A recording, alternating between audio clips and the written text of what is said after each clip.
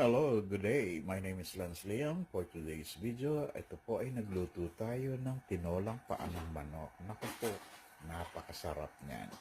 So, nilagyan lang natin siya ng bok choy. Ayan.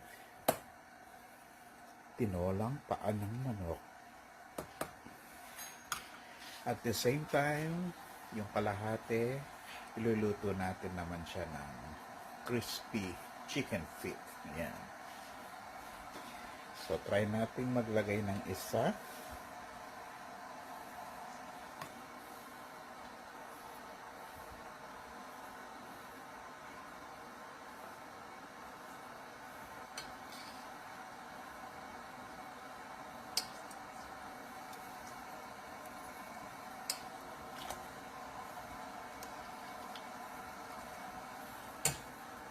Hindi pa masyadong init. So, this is our dinner for tonight. Tinolang paa ng manok at saka crispy chicken feet. Ayan. Napakasarap nitong tinola.